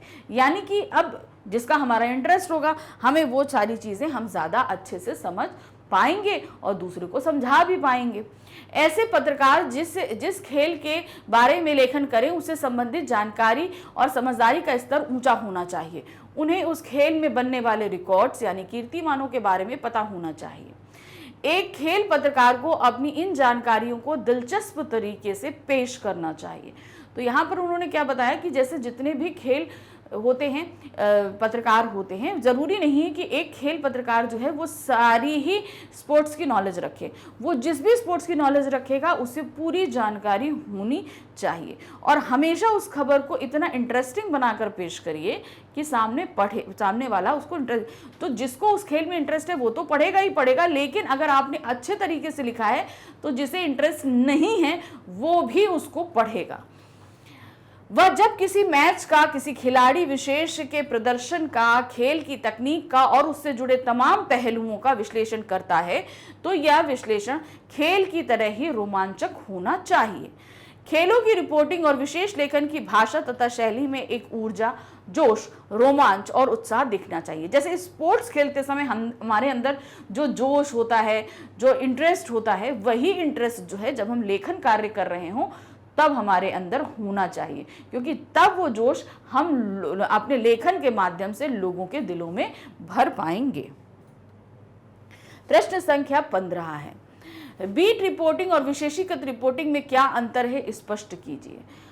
बीट रिपोर्टिंग और विशेषीकृत रिपोर्टिंग, हमने आपको ये सतही तौर पर बता दिया कि इसमें मेनली क्या अंतर होता है, लेकिन अगर आपको ये दीर्घ उत्तरीय प्रश्न आएगा तो आप किस तरीके से इसको करोगे। भाई अगर हुआ तो बीट रिपोर्टिंग दे दे, आप सीधे सीधे बता दोगे कि बीट रिपोर्टिंग क्या होती है। संवाददाता के अपने इंटरेस्ट के अकॉर्डिंग जब संपादक उसको उसका क्षेत्र दे देता है तो उस पर सूचनाएं एकत्र करने का काम एक विशेष रिपोर्टर का होता है, तो वो सतही जानकारी एकत्र करता है। लेकिन जब किसी भी संवाददाता को उसके ज्ञान और उसकी रुचि के अनुसार उसको जो क्षेत्र दिया जाता है उसमें विशेषज्ञता हासिल कर जब वो विशेष लेखन करता है तब वो विशेष रिपोर्टिंग कहलाता है और उस रिपोर्टर को, उस संवाददाता को विशेष संवाददाता कहा जाता है। तो ये तो हमने बोल दिया इनिशियल लेवल पे, यानी कि अगर आपके सामने लघु उत्तरीय आता है।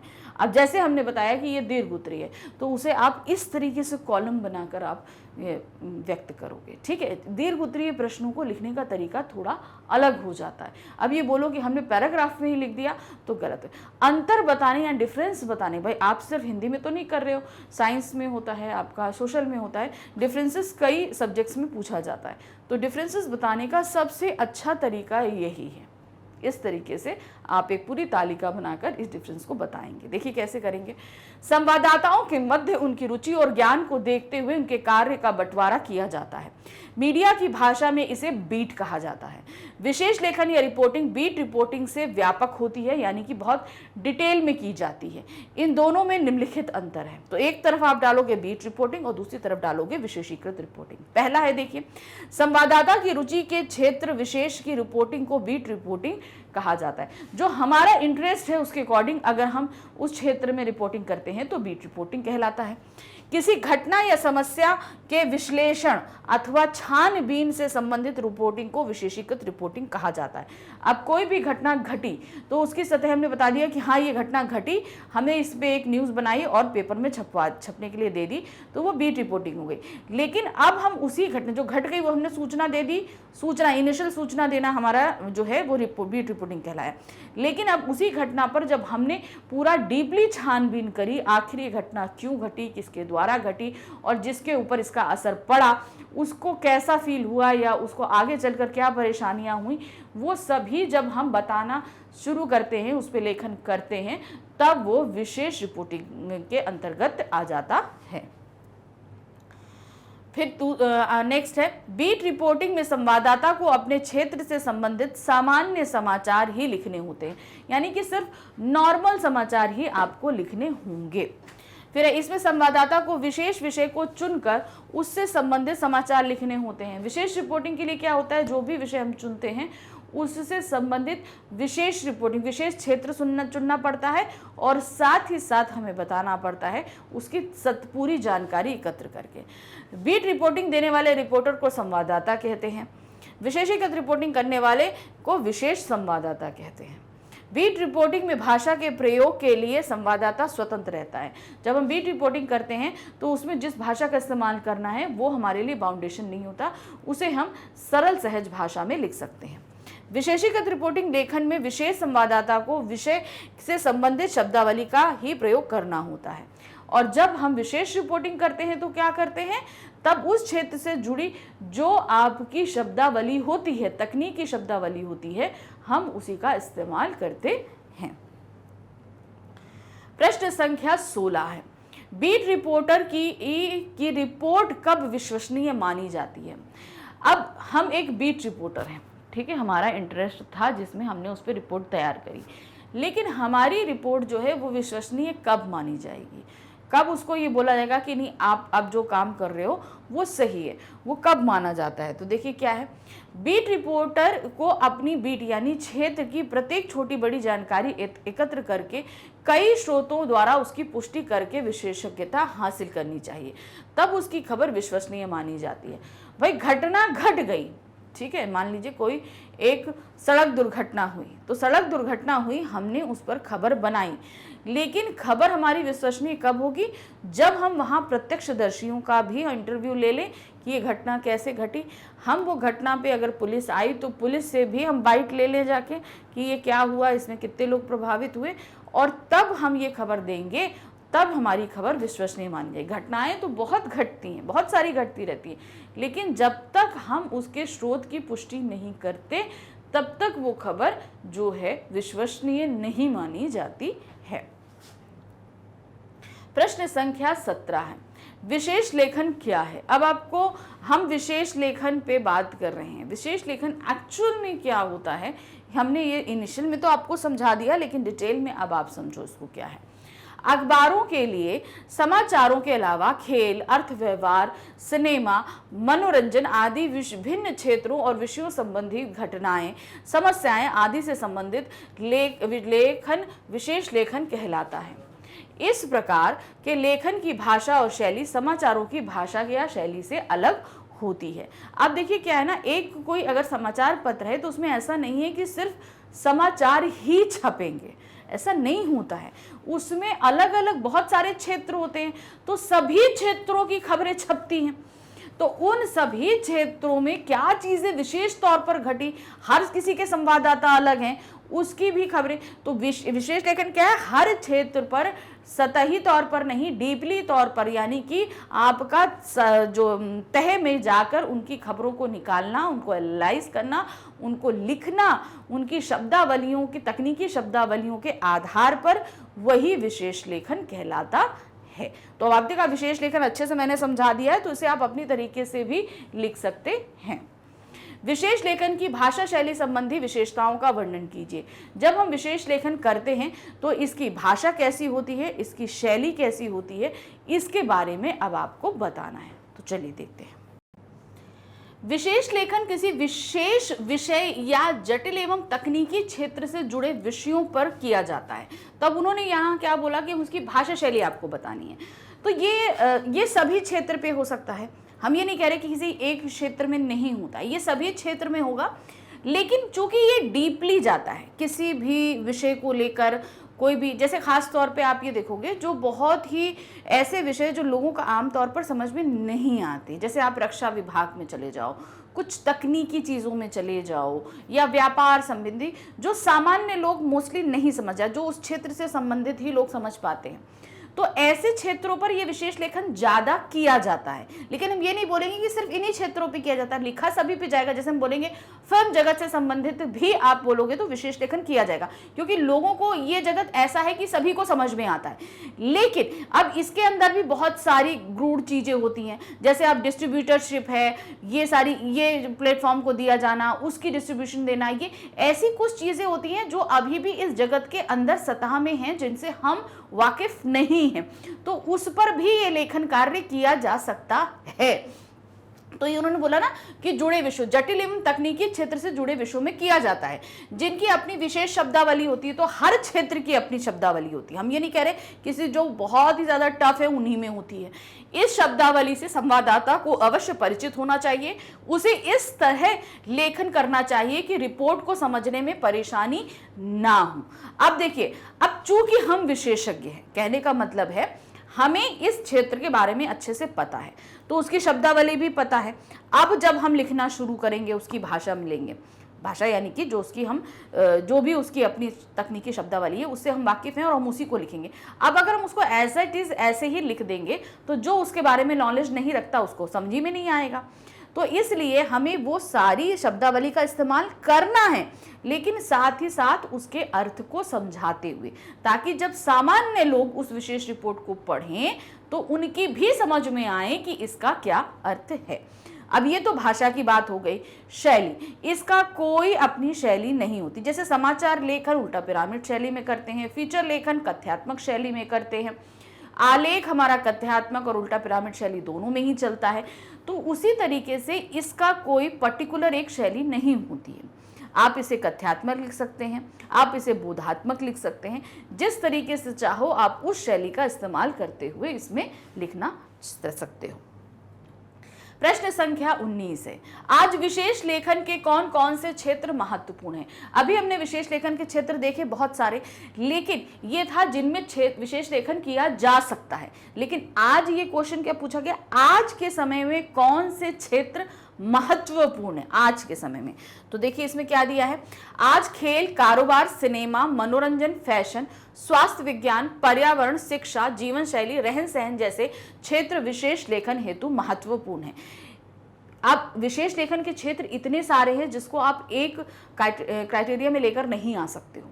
आप जिस पर चाहो उस क्षेत्र पर विशेष लेखन कर सकते हो, लेकिन आज के प्रेजेंट समय में ये वो क्षेत्र हैं जिनमें विशेष रूप से ये कार्य किया जाता है।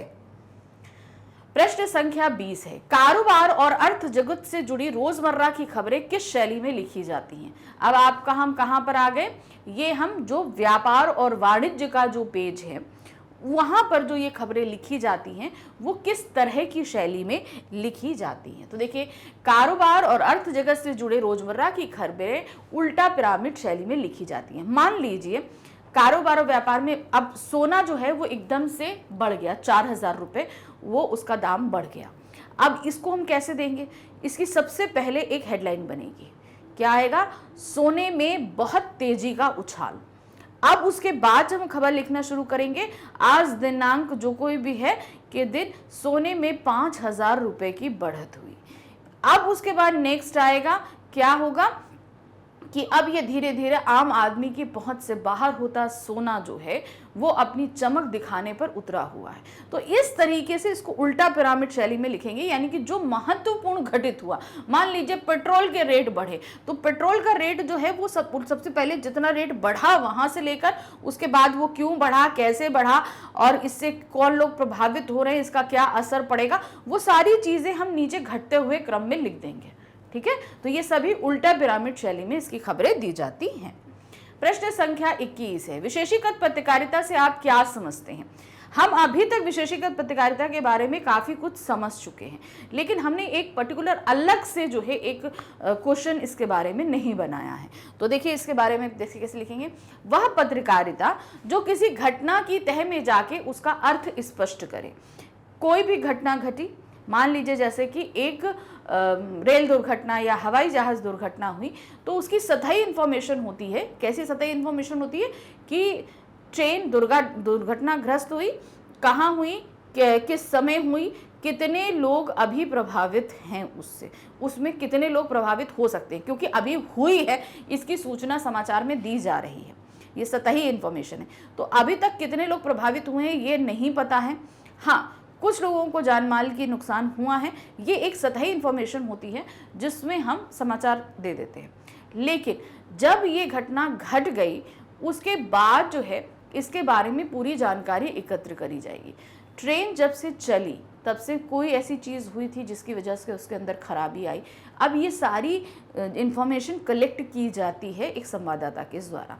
तो उससे कितने लोग प्रभावित हुए, कितने लोग मरे, कितने लोग घायल हैं, कितनी संपत्ति की हानि हुई, ये सभी चीज़ें बताना। इवन जिन लोगों की मृत्यु हुई सरकार ने उनको कितना मुआवजा दिया और क्या कहते हैं उन लोगों के परिवारों पर क्या असर पड़ा, उनके भी कुछ इंटरव्यूज़ वगैरह लेकर उनकी इन्फॉर्मेशन लेकर भी इस विशेष रिपोर्ट में दाखिल की जाती है। तो यहाँ पर तह में जाकर उसकी पूरी घटना के बारे में बताना ही हमारा विशेषीकृत, और पाठकों को उसका महत्व बताएं, विशेषीकृत पत्रकारिता कहलाती है।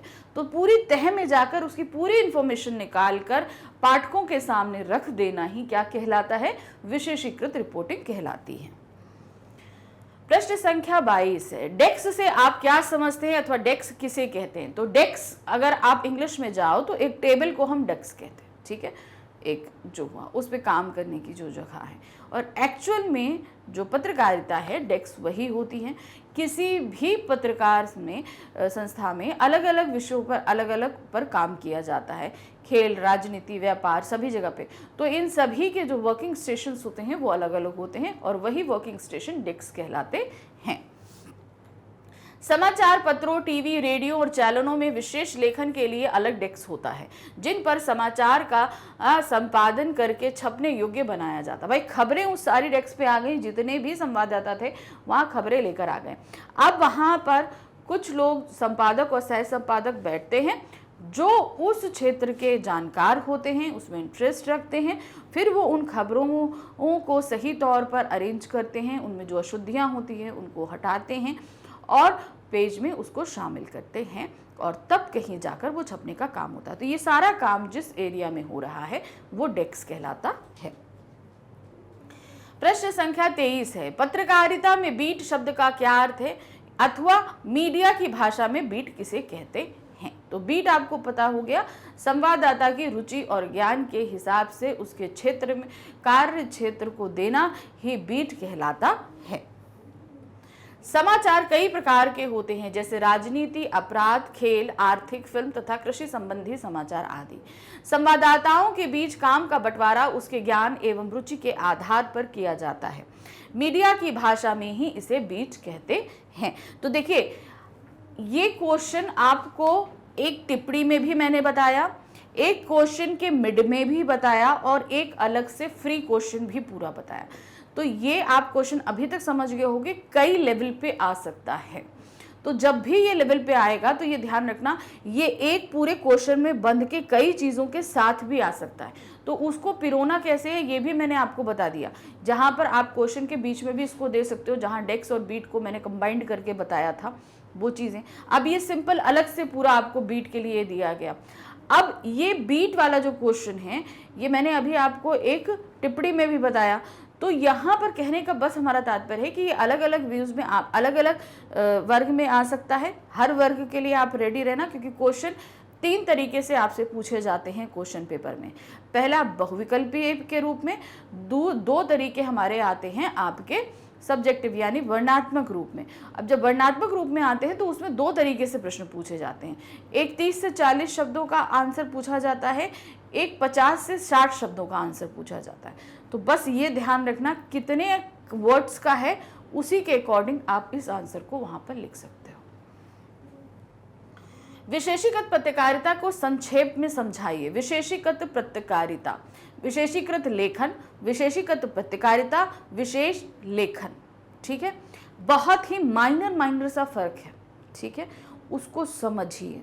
विशेष लेखन जो है वो विशेष संवाददाता द्वारा किया जाता है, जहां पर हम सतही इंफॉर्मेशन निकालते हैं। विशेषीकृत पत्रकारिता सभी क्षेत्रों में किया जा सकता है, लेकिन तकनीकी से संबंधित जितने भी क्षेत्र होते हैं उनमें विशेष रूप से ये लेखन कार्य किया जाता है, जिसके लिए विशेषज्ञता हासिल करना ज़रूरी नहीं होता है।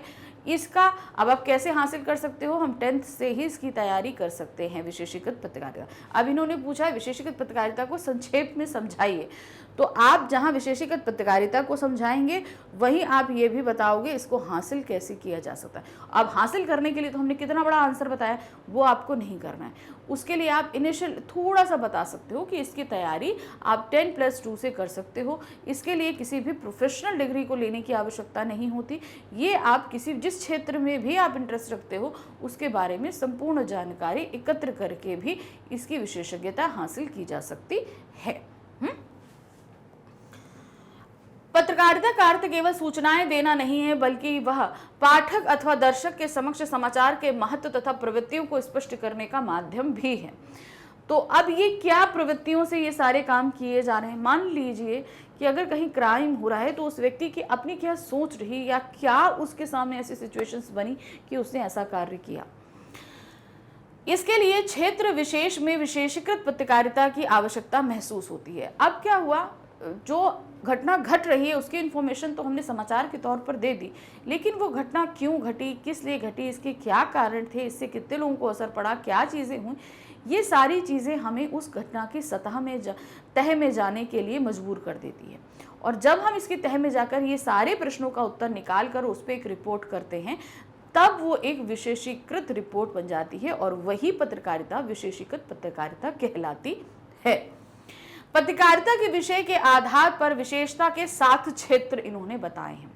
अब इसको हम बात तो रहे हैं, लेकिन विशेषीकृत पत्रकारिता का जो क्षेत्र है, याद रखिएगा हमने क्या बताया, ये इतना ज़्यादा वृहत एरिया है कि यहाँ पर बहुत सारे क्षेत्र हो सकते हैं, लेकिन तब भी इन्हें कुछ क्षेत्रों में जिनमें खास तौर से विशेषीकृत पत्रकारिता की जाती है, क्योंकि ये इतने ऐसे विषय हैं कि ये आम जनता को आसानी से समझ में नहीं आते, इसलिए इसमें विशेषीकृत पत्रकारिता अक्सर की जाती है। लेकिन ऐसा नहीं है कि सिर्फ इन 7 विषयों पर ही की जाएगी, ये इनके विषय बहुत सारे हैं, आप जितने सोच सकते हो उन सभी पर विशेष लेखन किया जा सकता है।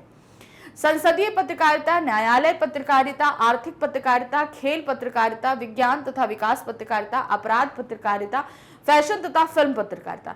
तो ये 7 ऐसे विषय हैं जो मोस्टली लोगों को आसानी से समझ में नहीं आते हैं अगर इनको हमने सामान्य तौर पर सामने रख दिया तो। इसलिए इन क्षेत्रों में विशेष पत्रकारिता करने की जरूरत पड़ती है। इन क्षेत्रों में विशेषज्ञता के बाद ही समाचार विश्लेषण संभव है। अब ये क्षेत्र ऐसे हैं कि इनमें जब तक हम डीपली घुस के सारी चीज़ों को निकाले नहीं, तब तक इसमें लेखन।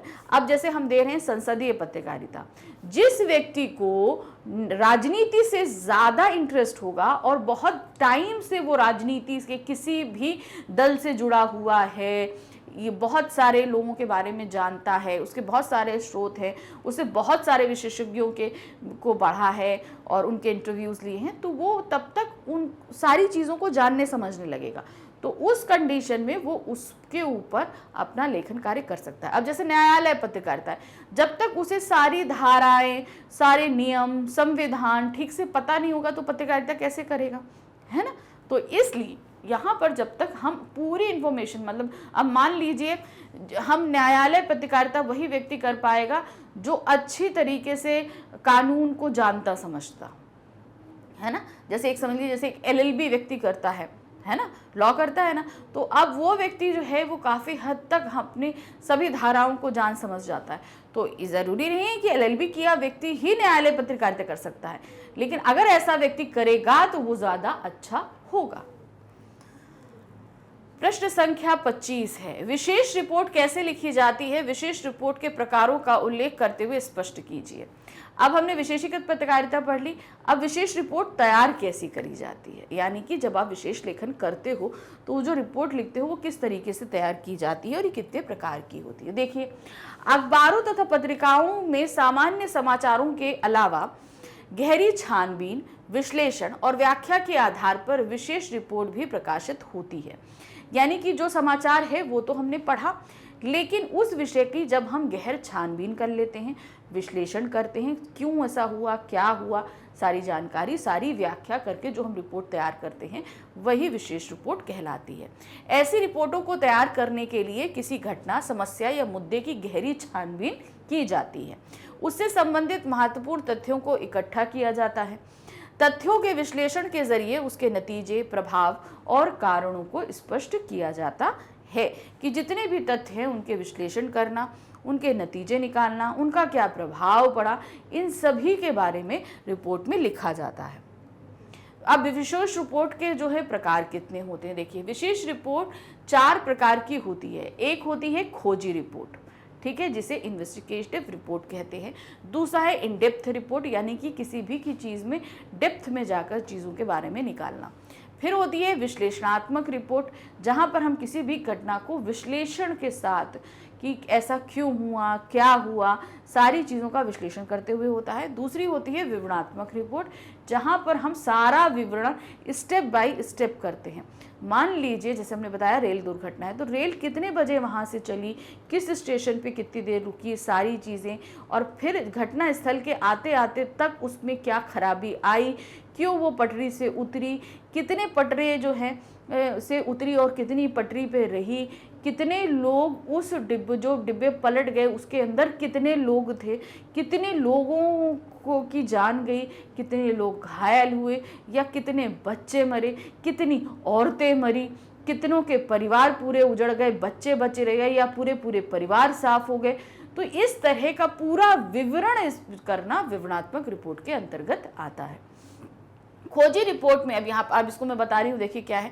खोजी रिपोर्ट में रिपोर्टर मौलिक शोध और छानबीन के जरिए ऐसी सूचनाएं तथा तथ्यों को सामने लाता है जो सार्वजनिक तौर पर पहले से ये उपलब्ध नहीं थी। यानी कि खोजी रिपोर्ट, यानी कि जाहिर सी बात है कोई चीज़ का खोजबीन करके लाई जा रही है।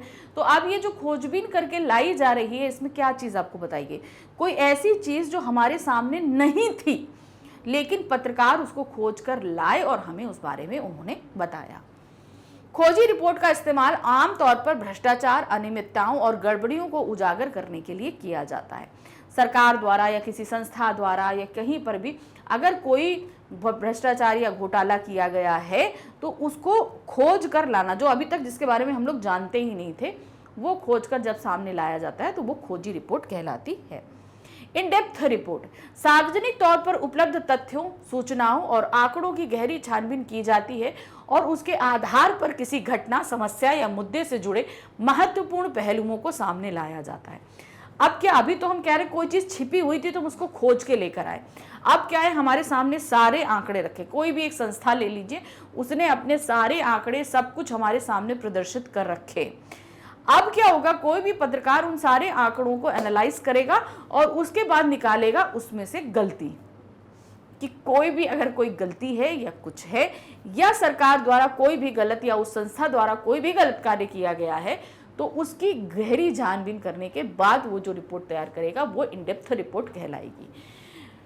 अब कि इसी तरह से विश्लेषणात्मक रिपोर्ट जोर किसी घटना या समस्या से जुड़े तथ्यों के विश्लेषण और व्याख्या पर होती है, जबकि विवरणात्मक रिपोर्ट में किसी घटना या समस्या के विस्तृत बारीकी विवरण को प्रस्तुत करने की कोशिश की जाती है। तो विश्लेषण होता है जो घटना घटी, उसके घटने का पीछे का रीजन क्या था, क्यों हुई, कैसा हुआ, ये सारी चीज। विवरण स्टेप बाय स्टेप हम पूरी घटना को बताते हैं कि ये घटना कैसे घटी। ठीक है, तो ये हमारी हो गई आपकी तीनों रिपोर्ट के, चारों रिपोर्ट किस तरीके से होती हैं। और इन्हीं रिपोर्ट्स के साथ हमारा ये चैप्टर भी खत्म हुआ। बहुत ही इंटरेस्टिंग चैप्टर था, काफ़ी चीज़ों को हमने समझा। कई चीज़ें ऐसी थी जो हमें रिपीटेड लगेंगी लेकिन वो रिपीटेड नहीं है। वो क्वेश्चंस के अलग अलग फॉर्म हैं जो हमने आपके सामने रखे हैं कि जब आप डिटेल में करोगे तो आप किस तरीके से लिखोगे, क्या क्या चीज़ें मेंशन करोगे। जब वही चीज़ आपकी लघु में पूछी जाएगी तो आप किस तरीके से करोगे। बहुत ज़रूरी है ये चीज़ समझना, क्योंकि ये जो बुक है हमारे पास अभिव्यक्ति माध्यम, ये ऐसी बुक है कि इसके क्वेश्चंस आंसर्स पे आपको पूरे पूरे मार्क्स मिल सकते हैं। तो बहुत सावधानी से इन बुक्स के जितने भी चैप्टर हैं उनको पढ़िएगा। तो अभी तो हम सिर्फ 3 ही चैप्टर कर पाए हैं, अभी आगे और भी चैप्टर हैं, उनको लेकर आऊँगी। लेकिन उससे पहले आपको मैं ये बता दूं कि मैग्नेट ब्रेन्स एक ऐसा प्लेटफॉर्म है जो आपको किंडरगार्टन से लेकर क्लास 12 तक के सभी ये एजुकेशनल वीडियोस 100% फ्री में प्रोवाइड करता है। आप किसी भी क्लास में हैं, कोई भी सब्जेक्ट पढ़ना चाहते हैं, यहाँ पर आकर निश्चिंत होकर जितना चाहें उतने वीडियोस दे सकते हैं और जितनी बार देखना चाहें उतनी बार देख सकते हैं। ये आपके लिए 100% फ्री है। ये फ्री वीडियोस आपको मिल रहे हैं यूट्यूब पे, हमारी वेबसाइट magnetbrains.com पे और हमारा ऐप जिसे आप प्ले स्टोर से डाउनलोड कर सकते हैं। तीनों ही जगह आपको ये फ्री में मिलेंगे। लेकिन अगर आप हमारी वेबसाइट और ऐप पर आएंगे तो यहाँ पर आप बिना किसी परेशानी के पढ़ सकते हैं। जैसे कि हम जब पढ़ते हैं तो टॉपिक को सर्च करना, चैप्टर सर्च करना हमारे लिए एक हेडेक बन जाता है, लेकिन यहाँ पर आपको हर एक चीज़ बड़ी आसानी से मिलेगी। यहाँ पर आइए, आप अपना मीडियम सेलेक्ट कीजिए, क्लास सेलेक्ट कीजिए, सब्जेक्ट, बुक और बुक के बाद चैप्टर सेलेक्ट कीजिए। चैप्टर सेलेक्ट करते ही हर चैप्टर के हम कुछ पैटर्न्स लेकर आते हैं, यानी कि एक चैप्टर हम आपको कई पैटर्न में समझाते हैं। जैसा पहला पैटर्न हमारा रहता है आपका डिटेल एक्सप्लेनेशन का, जहाँ हम चैप्टर को बहुत डिटेल में आपको समझाते हैं। फिर उसके बाद में आ जाता है हमारा NCERT सोल्यूशन, यानी कि जो चैप्टर के क्वेश्चन आंसर्स हैं वो विद सोल्यूशन हम आपके लिए लेकर आते हैं। फिर उसके बाद आते हैं मल्टीपल चॉइस क्वेश्चन, फिर मोस्ट इंपॉर्टेंट क्वेश्चन जो ऑब्जेक्टिव और सब्जेक्टिव दोनों को हमारा कवर हो जाता है। फिर उसके बाद रिवीजन वीडियो है जो हमारा 1 शॉट रिवीजन के रूप में रहता है, जहां हम चैप्टर को पूरा फुल रिवाइज करते हैं। इसके अलावा एग्जाम्स के टाइम में आपको हम प्रोवाइड कराते हैं मैग्नेट ब्रेन सैम्पल पेपर्स और प्रीवियस ईयर क्वेश्चन पेपर्स। आपके कुछ शॉर्ट्स रहते हैं, रिवीजन वीडियो रहते हैं, कुछ टिप्स रहती हैं, कुछ ट्रिक्स रहती हैं। ये सभी कुछ आपको 100% फ्री मिल रहा है। इसके लिए आप कुछ भी पेमेंट करने की ज़रूरत नहीं है। तो स्टडी को बहुत अच्छे से करिए, एंजॉय करते हुए करिए, और हम तो आपके साथ हैं ही। तो मिलते हैं नेक्स्ट वीडियो में। Thank you for watching, bye bye.